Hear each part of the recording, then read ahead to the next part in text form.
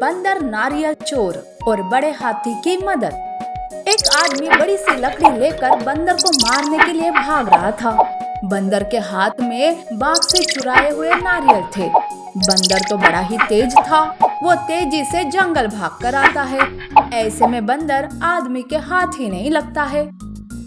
ये बंदर रोज आकर मेरे नारियल चुराता है। इसने तो मेरे नाक में दम करके रखा है। अब तो इसे अच्छा सबक सिखाना ही होगा।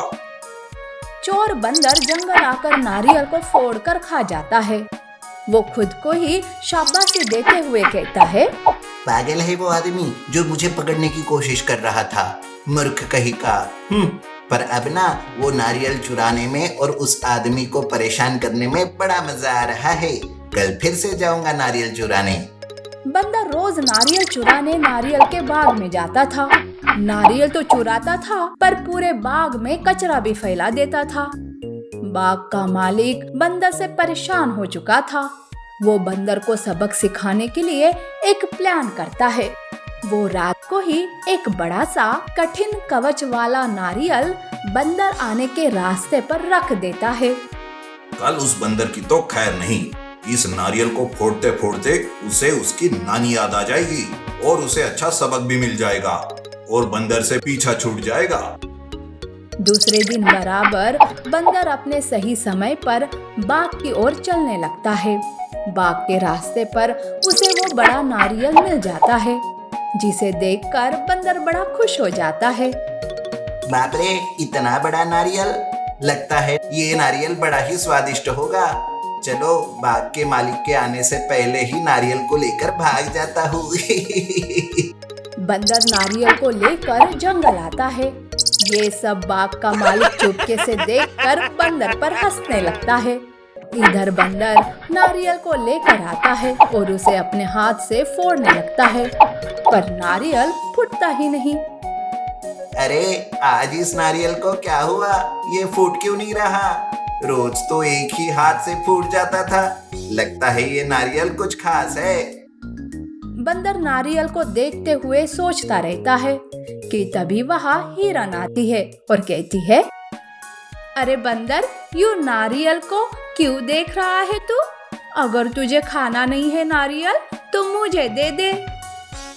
वाह, मेहनत करके इस नारियल को लेकर मैं आया और मैं ये तुझे दे दूं? नहीं नहीं, भाग जा यहाँ से, पहले ही मेरा दिमाग नहीं चल रहा। अरे दिमाग भी कभी चलता है क्या? उसे थोड़ी ना पैर होते हैं। हिरन खुद ही जोक करती है और हंसती है, पर बंदर को गुस्सा आता है और वो गुस्से से कहता है, ए सुन भालू, फालतू के जोक करना बंद कर। पहले ही ये नारियल नहीं फूट रहा है, कैसे फोड़ू समझ नहीं आ रहा है और तेरा कुछ अपना ही चल रहा है। अरे बस इतनी सी बात, एक काम कर, एक बड़े से पत्थर पर जोर से फेंक इस नारियल को, फिर देख कैसे नारियल फूट जाता है। ये उपाय बताकर हिरन वहाँ से चली जाती है। बंदर के सामने ही एक बड़ा सा पत्थर था। तब बंदर नारियल को उस पत्थर पर जोर से फेंकता है, पर नारियल उछलकर बंदर को ही लग जाता है। हाय रे, ये नारियल भी ना, बाप रे, बड़ा ही जोर का लगा। हाय रे! बंदर दर्द में था कि तभी वहाँ भालू आता है और कहता है, बंदर, ये नारियल पत्थर से नहीं फूटेगा। अरे अपने सर को इस नारियल पर 10 बार वार कर, फिर देख कैसे नारियल फूटता है।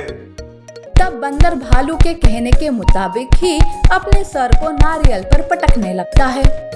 5 बार सर पटकने के बाद बंदर कहता है, अरे बाप रे भालू, इस नारियल पर एक रेखा भी नहीं आई अभी तक, ऊपर से मेरा सर ही घूम रहा है। अरे 5 बार में ही थक गया, पूरे 10 बार कर, तब तुम्हारा काम होगा। बंदर पूरे 10 बार अपने सर को नारियल पर पटकता है, पर इस बार बंदर बेहोश होकर जमीन पर गिर जाता है, पर नारियल नहीं फूटता है।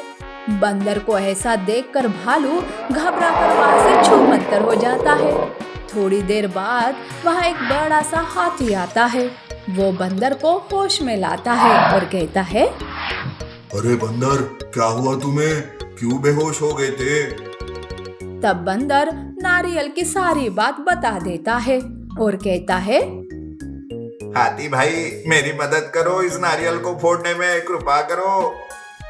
अरे ये नारियल ऐसे नहीं फूटने वाला, इस नारियल को पकाना पड़ेगा तब जाके ये फूटेगा। आज तो तेरे साथ बहुत बुरा हुआ बंदर। वैसे ये नारियल तुझे मिला कहाँ? अरे वो मैं नारियल को बाग से चुरा कर लाया था। हाँ, इसीलिए तो तुझे ये सजा मिली।